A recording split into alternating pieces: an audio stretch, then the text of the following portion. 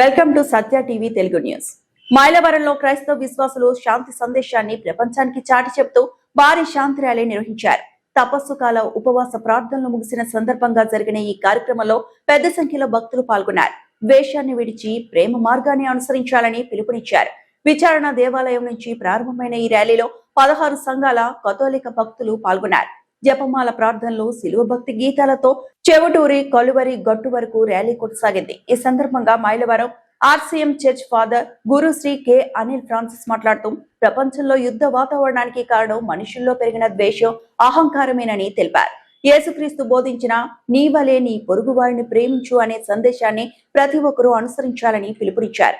కార్యక్రమానికి ముఖ్య అతిథిగా హాజరైన రెవరెండం ఫాదర్ తోట సునీల్ రాజు మాట్లాడుతూ యేసుక్రీస్తు శిలువను మోసి ప్రాణత్యాగం చేసి మానవాళికి ఆదర్శంగా నిలిచారని చెప్పారు. ప్రతి ఒక్కరూ పశ్చాత్తాపంతో పాప మన్నింపు పొందుతూ నూతన జీవితాన్ని ప్రారంభించాలని సూచించారు. ఈ కార్యక్రమంలో లిటిల్ ఫ్లవర్ సిస్టర్స్ ఉపదేశకులు, దీక్షాపరులు, సభ తల్లులు, సంఘ పెద్దలు, మదర్ తెరీసా యూత్ సభ్యులు మరియు పెద్ద సంఖ్యలో విశ్వాసులు పాల్గొన్నారు. అనంతరం చెవుటూరులో అన్నదానం నిర్వహించారు.